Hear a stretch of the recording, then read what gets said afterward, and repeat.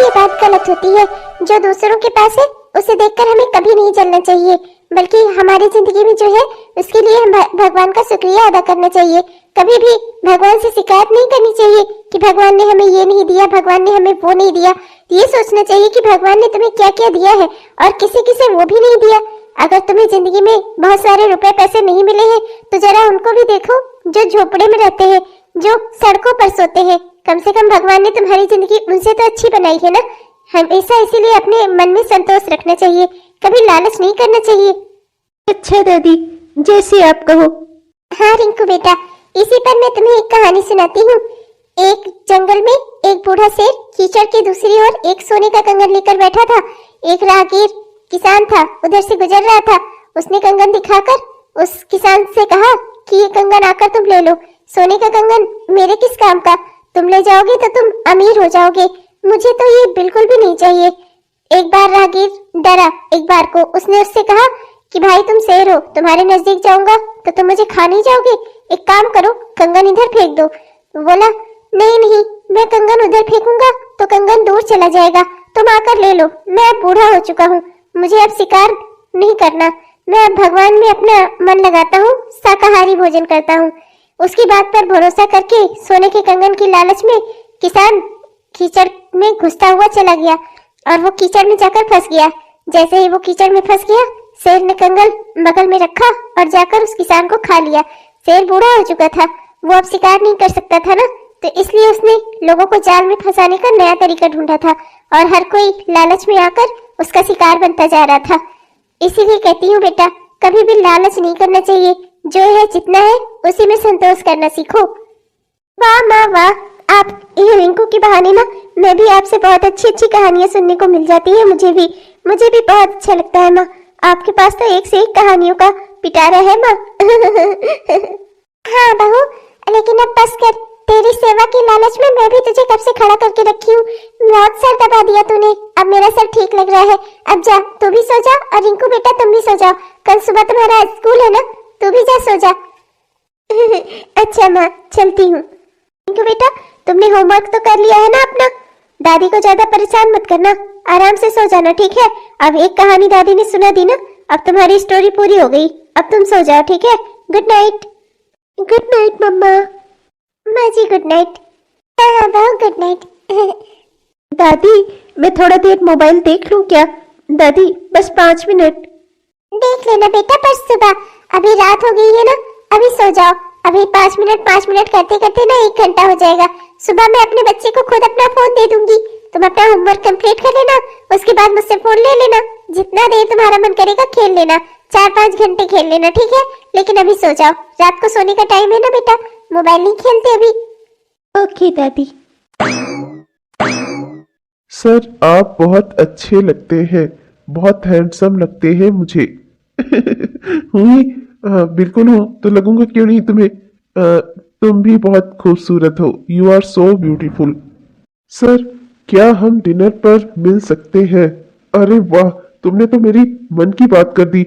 मेरी सेक्रेटरी कितनी सुंदर है, कितनी स्मार्ट है, इसके साथ घूमने फिरने का तो मजा ही और है। ऐसी जैसी लड़कियों के साथ तो बाहर घूमा जाता है। हाँ मैं टाइप कर देता हूँ, हाँ जरूर मिलना चाहूंगा, कल मैं तुम्हें डेट पर लेकर चलूंगा। अरे अरे क्या हुआ जी, क्या बात हो गई? ये मोबाइल में ऐसा क्या आ गया कि आप इतना खुश हो गए, आपके चेहरे की मुस्कुराहट आ गई? क्या हुआ जी, क्या बात है, क्या आया फोन में ऐसा? अरे आंचल, तुम इतनी जल्दी आ गई? माँ के सर दबाने में तो तुम्हें समय लगता है, आज बड़ी जल्दी सर दबा लिया माँ ने। हाँ बहुत जल्दी छुट्टी मिल गई तुम्हें, मैं तो सोच रहा था अभी तुम्हें घंटों लगेंगे। अरे ऐसा कुछ नहीं है, जितना देर माँ का सर दबा दो बस, माँ तो थोड़े में ही खुश हो जाती है।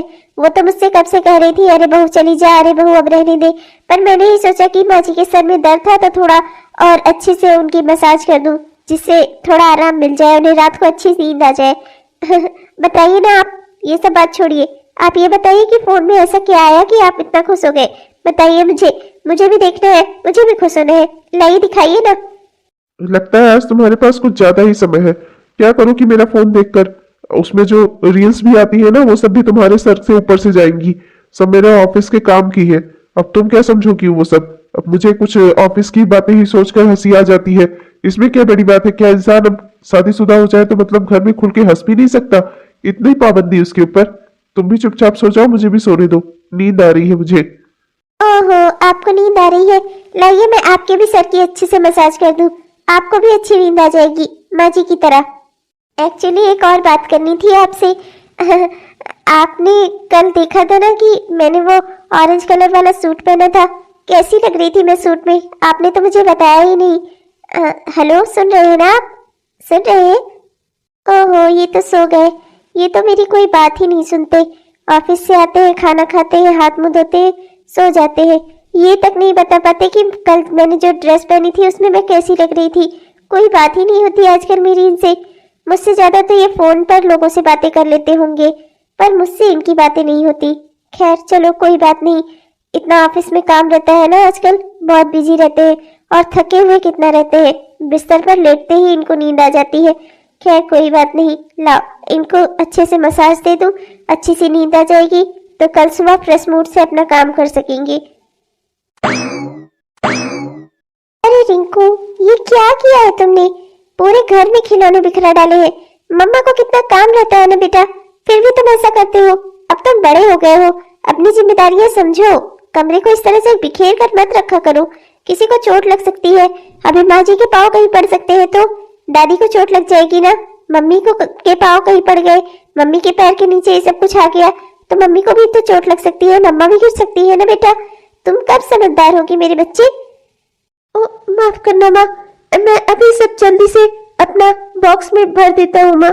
सॉरी माँ, कल से नहीं होगा ऐसा। मैं जो खिलौने खेलने होंगे सिर्फ उन्हीं को बाहर निकालूंगा, खिलौने बिखराऊंगा नहीं। ओ मेरा प्यारा बच्चा, कितना समझदार है तू। जैसे एक बार भी तुझे समझाओ तुरंत समझ जाता है।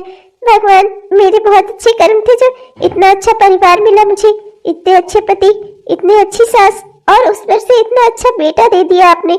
मेरी जिंदगी में तो कोई कमी ही नहीं है। थैंक यू सो मच भगवान। अरे बहू, अब बस भी कर मेरे पोते पर चिल्लाना। और ये ले, इसे पकड़। क्या बोलते हैं वो? Happy nursery to you. हाँ बहू, ठीक बोला ना मैंने? ले पकड़, तेरी नर्सरी का गिफ्ट। अरे माँ, आपको याद था कि आज मेरी एनिवर्सरी है? माँ, आपको ये याद रहता है ना, यही मेरे लिए सबसे बड़ा गिफ्ट है। थैंक यू सो मच माँ। माँ, ये तो बहुत ही महंगा गिफ्ट है, आपने तो इस पे काफी खर्चा कर दिया माँ। माँ, आपको इतने पैसे इस पे नहीं खर्च करने चाहिए थे। आप अपने लिए भी तो कुछ जोड़ कर रखो माँ। अरे क्यों बहू, क्यों जोड़ कर रखूं मैं अपने लिए? तो मुझे वृद्धाश्रम में फेंकने वाली है क्या? हाँ बता मुझे। माँ, आप ऐसे क्यों कह रही हो? ऐसा तो मैं सपने में भी नहीं सोच सकती। आपने यहाँ इस घर में मुझे जो प्रेम और सम्मान दिया है ना, वो मुझे सिर्फ अपनी माँ दे सकती थी। कभी मुझे ये एहसास ही नहीं हुआ कि आप मेरी सास है। हमेशा एक माँ बनकर आपने मेरा साथ दिया है। हर चीज में, चाहे कोई भी मामला रहा हो, हमेशा आप मेरे साथ खड़ी रही है। माँ, आप मेरी माँ ही है। अपनी माँ को कोई लड़की वृद्धाश्रम भेजती है क्या? आपको मैं कभी वृद्धाश्रम नहीं जाने दूंगी माँ।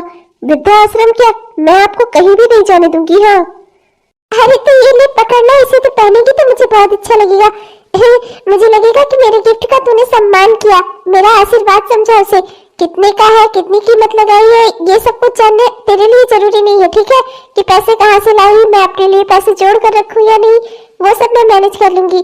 और ये सब छोड़, मुझे ये बता, मेरे बेटे ने तुझे विश किया कि नहीं? हाँ, आज उसकी भी तो एनिवर्सरी है, तूने उसे विश किया? उसने तुझे विश किया? कहाँ माँ, आप तो जानती ही है ना, आजकल वो कितना बिजी रहते हैं। जब देखो तब ऑफिस के काम से बाहर घूमना, बाहर जाना, मीटिंग्स करना, सुबह सुबह ही निकल गए। उनसे तो बात करने का भी समय नहीं मिल पाता मुझे माँ। तो मैं क्या ही उनसे बात करूंगी, वो मुझे क्या ही विश करेंगे। पर कोई बात नहीं माँ, रात को वो आएंगे तो मैं एक अच्छा सा केक बनाऊंगी, हम लोग खूब अच्छे से एंजॉय करेंगे। अरे बेटा, तू बहुत सीधी है, बहुत भोली है, तुझे ना अपना हक लेना नहीं आता। जैसे तू मेरे पोते को डांटती है ना, इसी तरह अच्छे से अपने पति को भी डांट लगा, जिससे वो भी रास्ते पर आ जाए। अरे ऐसा कहीं होता है क्या? अपनी पत्नी को 2 ही दिन तो याद रखना होता है, एक एनिवर्सरी वाले दिन और एक बर्थडे। 2 ही दिन वो याद नहीं रख पा रहा है अपनी बीवी के लिए जो खास है, इतना नहीं हो रहा है उससे। तुझे पता है, तेरे ससुर जी जब तक थे ना, हर हर दिन उनको याद रहता था, यहाँ तक कि हमारी सगाई की डेट भी वो याद रखते थे। उस दिन भी हमारे घर में फंक्शन होता था। अच्छा बहू, ये सब छोड़, वो नालायक जब आएगा तब आएगा, तब जो हमें करना होगा करेंगे।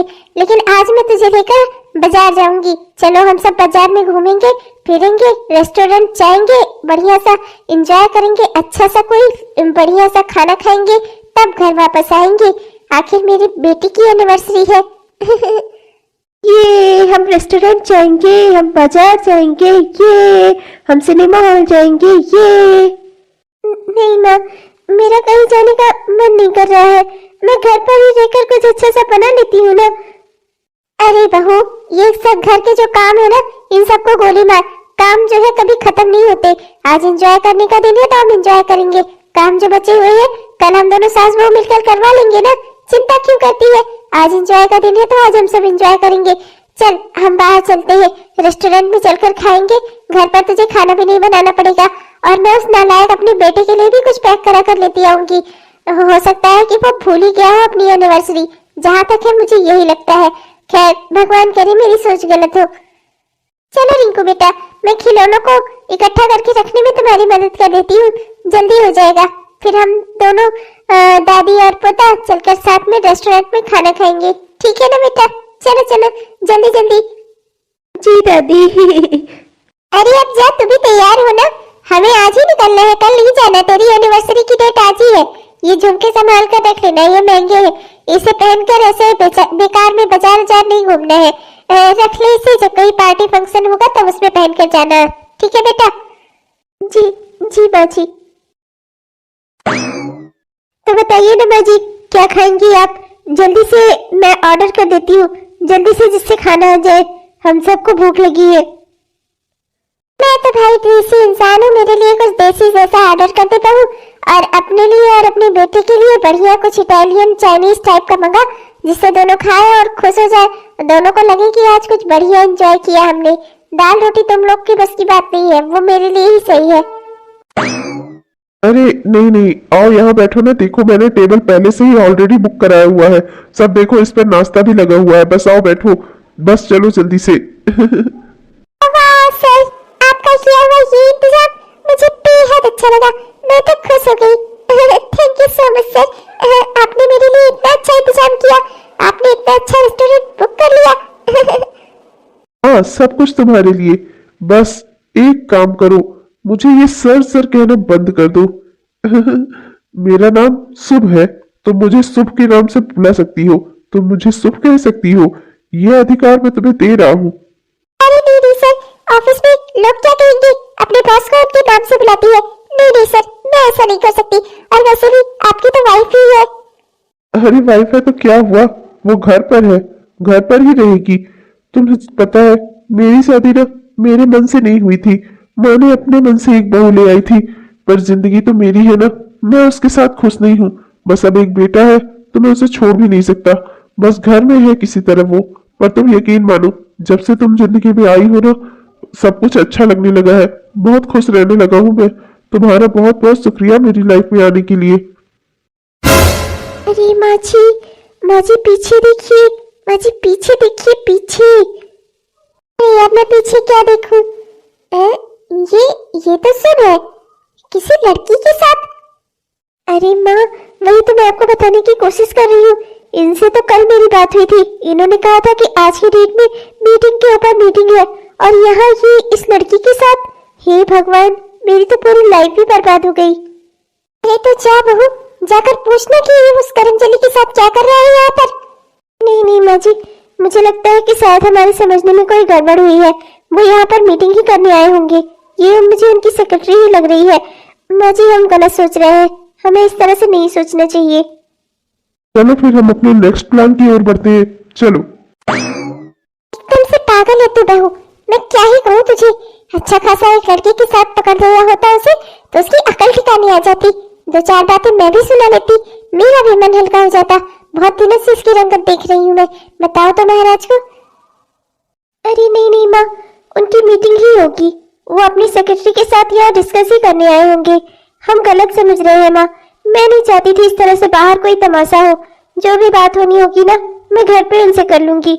और माँ मुझे पूरा भरोसा है वो ऐसा कुछ नहीं कर सकते, वो जरूर यहाँ बैठकर मीटिंग ही कर रहे थे। चल ठीक है, पर बेटा मैंने भी दुनिया देखी है, आदमियों को ना बहुत संभाल कर रखना पड़ता है। चल खैर छोड़ जाने दे, वैसे तो सही कह रही है, पब्लिक प्लेस में ये सब करना भी अच्छी बात नहीं है। जो भी बात करनी होगी हम घर चल के करेंगे। वैसे गुस्सा तो मैं बहुत हूँ उस नालायक से, उसे तुझे मिस तो करना चाहिए था। बहू क्या हो गया है, देख नहीं रही है तेरा पति सुबह अभी तक घर नहीं आया है।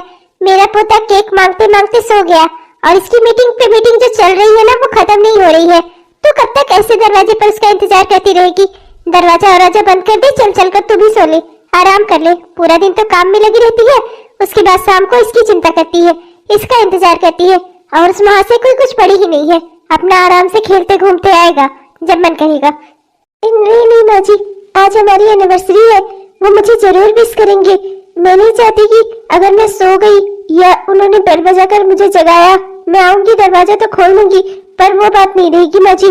मैं चाहती हूँ कि वो आए घर पे तो मैं उनको उनके सामने मिलूं और वो मुझे विश करे। माँ मैं बस यही सोचकर खड़ी हूँ, आज जरूर उनकी ज्यादा बड़ी मीटिंग रही होगी, इसीलिए उन्हें देर हो रहा है। अच्छा ठीक है बेटा, आएगा वो तो मुझे भी बता देना, मैं भी 2-4 डांट लगा दूं उस कमीने को। एक बच्चे का बाप हो गया है पर अकल के नाम पर 0 है। कम से कम पत्नी को विश तो करना चाहिए, और रात को देर हो जाए तो कम से कम बीवी को फोन करके तो बताना चाहिए कि मैं कब तक आऊंगा।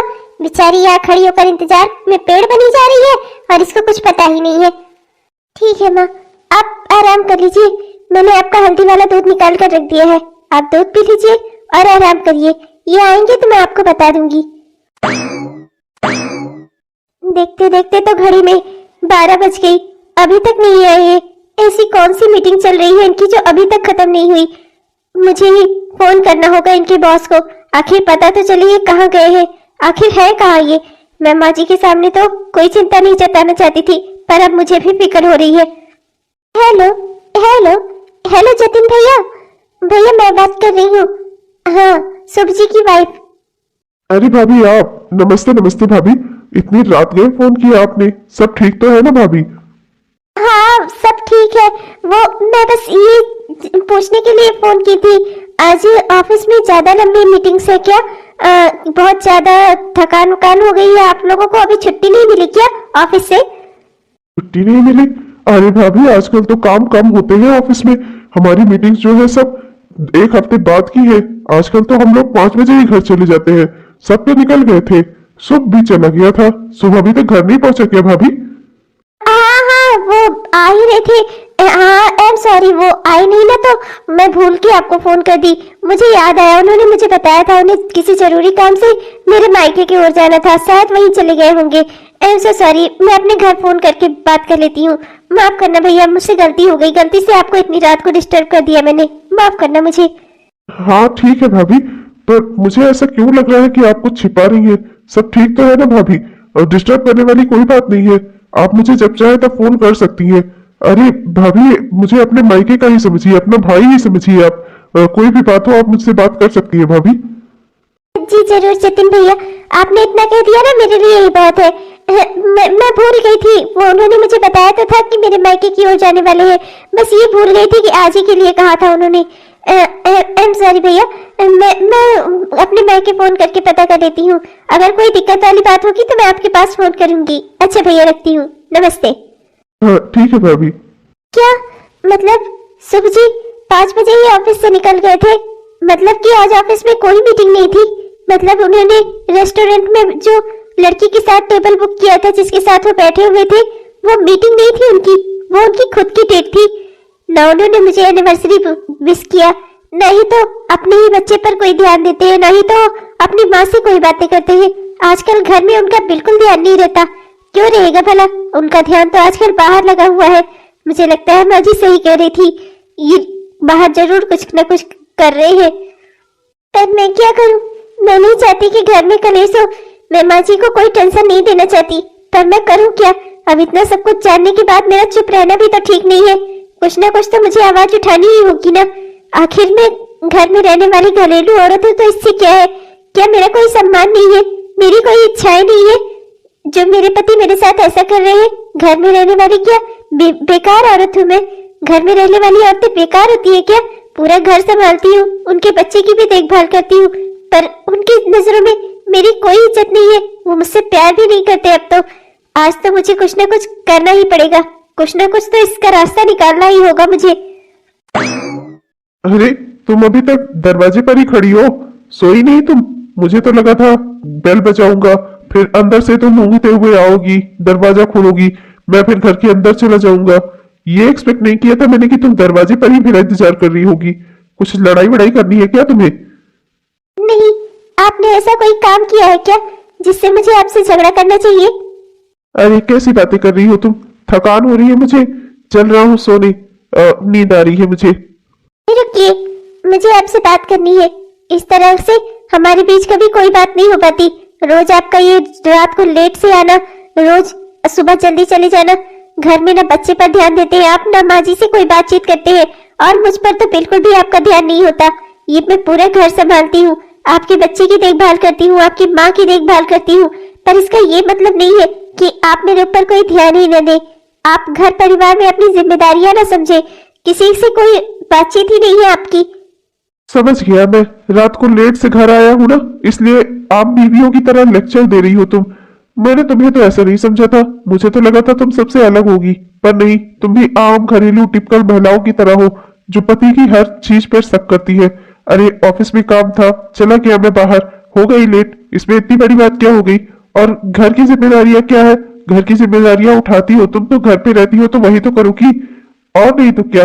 क्या मेरी तरह बाहर जाकर कमाओगी तुम? जो मेरी जिम्मेदारी है उसे मैं कर रहा हूँ, पूरा तो कर रहा हूँ ना तुम सबके खर्चे। अभी भी तुम्हें मुझसे शिकायत ही है? और क्या ये तुमने बेकार भी जिद लगा रखी है, आपने इतने टाइम आए उतने टाइम आए? अरे जब भी आऊंगा लौट कर तो इसी घर में आऊंगा ना, और तो कहीं नहीं चला जा रहा मैं। सिर्फ घर में लौट कर आना, घर में रहना, घर के खर्चे पूरे करना, बस यही है आपकी जिम्मेदारी। हम आपका परिवार है, क्या आपको हमसे जरा सा भी कोई लगाव नहीं है? आज क्या तारीख है बताइए मुझे? आज कोई खास दिन है क्या? आपने मुझे विश तक नहीं किया। खास दिन? अच्छा, मतलब इसलिए नाराज हो तुम? अरे तो चिंता क्यों करती हो, कल तुम्हारे लिए मैं कोई तोहफा लेता आऊंगा, जो भी खास दिन। आई एम सॉरी, मुझे लगता है शायद तुम्हारा बर्थडे होगा। Happy birthday to you. कल मैं तुम्हारे लिए एक अच्छा सा तोहफा लेता आऊंगा, कोई बढ़िया सा सोने का झुमका या अच्छी सी पायल, ठीक है? अभी मैं सोने जाता हूँ, बहुत थक गया हूँ यार, अब इन सब बातों का टाइम नहीं है मेरे पास। रुक जाइए, अभी मेरी बात खत्म नहीं हुई है। आज आपको मुझसे बात करनी ही होगी। रोज रोज का ये चक्कर मैं आज ही खत्म कर देना चाहती हूँ। मुझे आपसे कोई गिफ्ट नहीं चाहिए। मुझे जो आपसे चाहिए था वो आप मुझे नहीं दे रहे हैं। मुझे चाहिए था आपसे प्यार और सम्मान, अपने लिए इज्जत, वो तो आप मुझे नहीं दे रहे हैं। अपनी देखभाल करना, मेरी केयर करना, ये सब तो आप मुझे नहीं दे रहे हैं ना। आखिर आपकी जिंदगी में मैं कहाँ हूँ? तुमने तो पूरा चैप्टर ही खोल कर रखा हुआ है।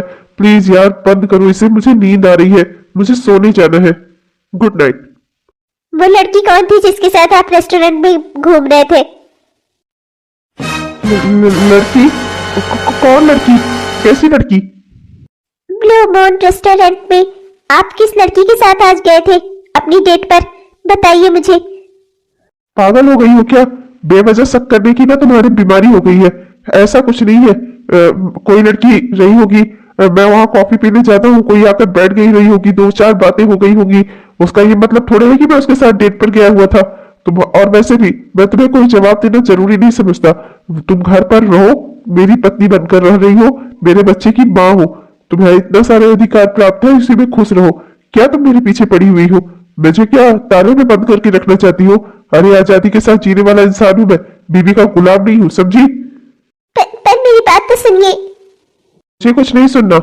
घर पे रहती हो ना, तुम्हारा दिमाग कुछ ज्यादा ही चलता है।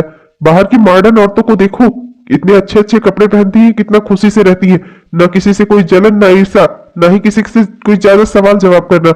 लेकिन तुम तो एकदम टिपिकल इंडियन वुमेन की तरह खड़ी हो गई मेरे सर पर। किसके साथ घूम रहे थे, किसके साथ चाय पी रहे थे, हर चीज का हिसाब नहीं दे पाऊंगा मैं। मैं समझ गई। मेरी जिंदगी में अब बर्बादी ही लिखी है, क्योंकि आप अपने पारिवारिक जिम्मेदारियों से मुंह मोड़ चुके हैं। आपकी नजर में परिवार को पैसे देना ही सब कुछ होता है, उनका खर्चा उठाना ही परिवार के साथ रहना होता है। ऐसा नहीं है।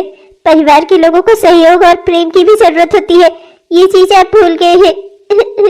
मैं घर पर रहती हूँ तो क्या मेरी कोई औकात ही नहीं है आपकी नजरों में? इतना घर पे मैं काम करूँ, आपकी माँ को संभालूं, आपके बेटे को संभालूं, पर मैं बेकार हूँ। मुझे किसी चीज की जवाब देना आप जरूरी नहीं समझते? ये कहा आपने मुझसे। कोई बात नहीं, अब मैं आंसू नहीं बहाऊंगी आपके पीछे। समझ गई मैं आपको। इतने सालों के मेरे त्याग का, मेरे प्यार का, मेरे विश्वास का, मेरी सेवा का ये फल दिया है आपने मुझे। अब मुझे आपको अपना असली रूप दिखाना होगा, तब आपको समझ में आएगा कि मैं भी कोई काम की चीज हूँ। अब मुझे ही आपको सबक सिखाना होगा। आप ये चीज भूल चुके हैं कि घर में रहने वाली औरतों के पास भी दिमाग होता है, वो भी शक्ति का स्वरूप है। मैं आपको अब दिखाऊंगी कि एक लड़की चाहे तो वो क्या क्या कर सकती है। आपको अपने घुटने पर ना ला दिया ना, तो मेरा नाम भी आंचल नहीं। ये बेटा क्या हुआ? इतनी सुबह सुबह तो रोते हुए आई है मेरे पास, क्या हो गया बेटा? अभी तो तेरे उठने का समय नहीं है ना बेटा। मैं तो अपना भजन वजन लगा के कान में ईयरफोन लगा कर बैठ कर सुनती हूँ। क्या करूँ, मेरी तो आदत है। पहले गांव में रहती थी ना तो 4 बजे ही उठ जाया करती थी, इसीलिए जग जाती हूँ बेटा। पर तू क्यों उठ गई? तू अभी 1 घंटे बाद उठना, जा तो सो। और तू रो क्यों रही है? मुझे ऐसा क्यों लग रहा है कि तेरी आंखें भरी हुई है? आखिर बात क्या है? कहने क्या आई है मुझसे? तू साफ साफ बता मुझे।